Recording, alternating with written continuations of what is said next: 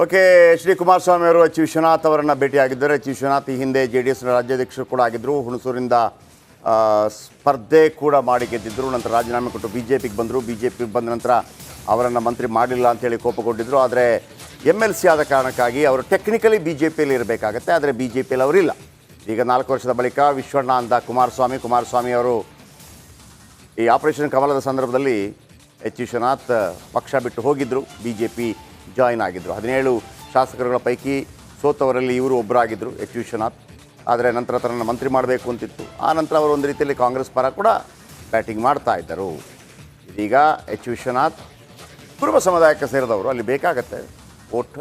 ಹಾಗಾಗಿ ನೀವು ಬಂಡೆಪ್ಪ ಕಾಶಂಪುರ್ ಅವರು ಕೂಡ ಇದ್ದಾರೆ. ಬಂಡೆಪ್ಪ ಕಾಶಂಪುರ್ ಅವರು ಕೂಡ ಕುರುಬ ಸಮುದಾಯಕ್ಕೆ ಸೇರಿದಂಥವ್ರು. ಜೊತೆಗೆ ಅಲ್ಲಿ GT ದೇವೇಗೌಡರು ಒಕ್ಕಲಿಗ ಸಮುದಾಯದ ನಾಯಕರು.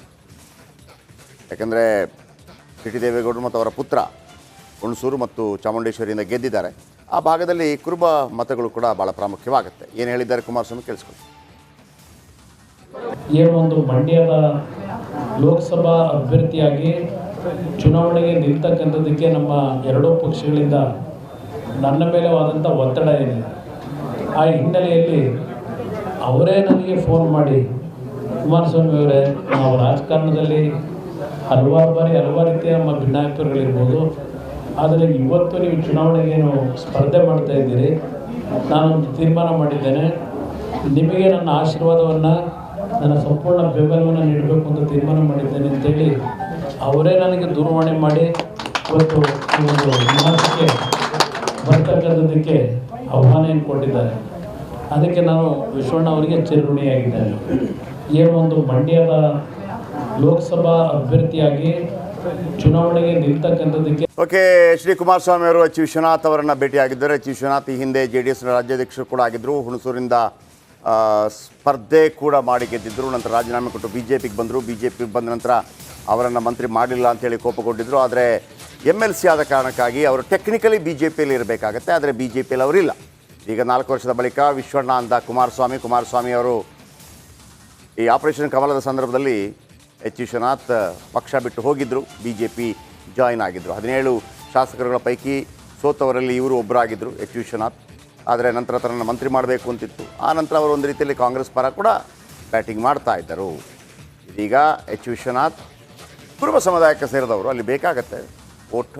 ಹಾಗಾಗಿ ನೀವು ಬಂಡೆಪ್ಪ ಕಾಶಂಪುರ್ ಅವರು ಕೂಡ ಇದ್ದಾರೆ. ಬಂಡೆಪ್ಪ ಕಾಶಂಪುರ್ ಅವರು ಕೂಡ ಕುರುಬ ಸಮುದಾಯಕ್ಕೆ ಸೇರಿದಂಥವ್ರು. ಜೊತೆಗೆ ಅಲ್ಲಿ GT ದೇವೇಗೌಡರು ಒಕ್ಕಲಿಗ ಸಮುದಾಯದ ನಾಯಕರು.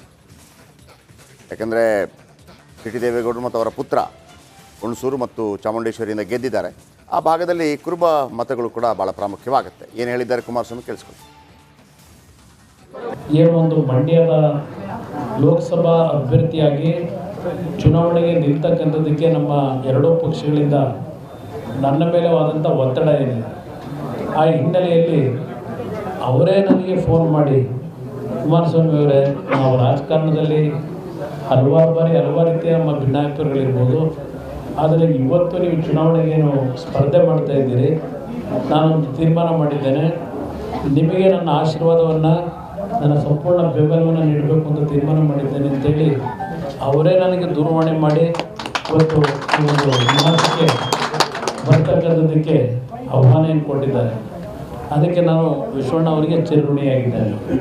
ಏನು ಒಂದು ಮಂಡ್ಯದ ಲೋಕಸಭಾ ಅಭ್ಯರ್ಥಿಯಾಗಿ ಚುನಾವಣೆಗೆ ನಿಲ್ತಕ್ಕಂಥ